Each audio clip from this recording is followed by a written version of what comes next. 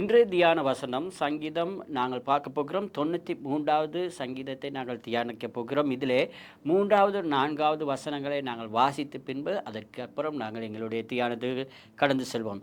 3வது வசனம் இப்படியாக சொல்கிறது, கர்த்தாவே, நதிகள் எழும்பின, நதிகள் இரைச்சலிட்டு எழும்பின, நதிகள் அலைத்திரண்டு எழும்பின, திரளான தண்ணீர்களின் இரைச்சலை பார்க்கிலும் சமுத்திரத்தின் வலிமையான அலைகளை பார்க்கிலும் கர்த்தர் உன்னதத்திலே வல்லமை உள்ளவர் என்று சொல்லப்படுகிறது.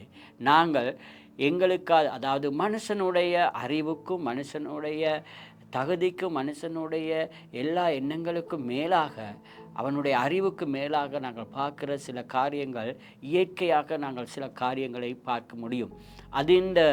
அந்த இயற்கையாக வருகிற அந்த காரியங்களுடைய அறிவை எங்களால் யூகிக்க முடியாது. பிரியமானவர்களே, உதாரணத்துக்கு தான் நாங்கள் வேதத்திலே பார்க்கிறோம், நதிகளுடைய சத்தம், நதிகளுடைய இரைச்சல், அதே போல் அலைகளுடைய திரளான அலைகளுடைய சத்தங்கள்.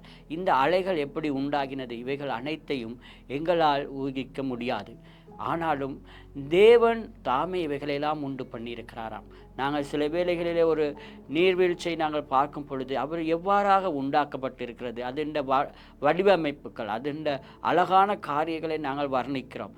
அலைகளை பார்க்கும் பொழுது நாங்கள் வர்ணிக்கிறோம். தேவன் தாமே இவைகள் எல்லாவற்றையும் மிகவும் அலங்காரமாய் படைக்கப்பட்டிருக்கிறார். அது மாத்திரம் அல்ல, மனுஷனால் இவைகளை உண்டாக்குவதற்கு மிக பெரிய ஒரு சிரமத்தை செய்ய வேண்டும். ஆனால் இவைகள் எல்லாவற்றையும் தேவன் ஒரே வார்த்தையிலே உண்டு பண்ணியிருக்கிறார். இந்த நாளில் அப்படியாப்பட்ட வல்லமையான தேவன் தான் எம்முடைய தேவனாய் இருக்கிறார். அவர் பரலோகத்தில் வாசம் செய்து எங்களை ஆளுகை செய்கிறவராய் இருக்கிறார். எங்களுடைய வாழ்க்கையை நாங்கள் அவர்களிடத்தில் ஒப்பு கொடுப்போம். அவருடைய வார்த்தைகளை நம்பி அவருடைய பலத்த கரத்தை நாங்கள் விசுவாசித்தால் நாங்கள் வாழ்வோம் சொன்னால் எங்களுடைய வாழ்க்கையை தேவன் வெற்றி உள்ளதாக மாற்றுவார். இந்த காலை பொழுதிலும் இந்த நாள் எங்களை பார்க்கிற ஒவ்வொருவரும், இந்த வசனத்தை கேட்கிறவர் நீங்களும் கர்த்தருடைய புயத்தில் அவருடைய வல்லமையிலே நீங்கள் நம்பிக்கை வைங்கள். கர்த்தர் உங்களை கைவிட மாட்டார். இந்த நாளை ஆசீர்வாதமான நாளாக மாற வேண்டும் என்று உங்களை ஆசீர்வதிக்கிறேன், இயேசுவின் நாமத்தினாலே.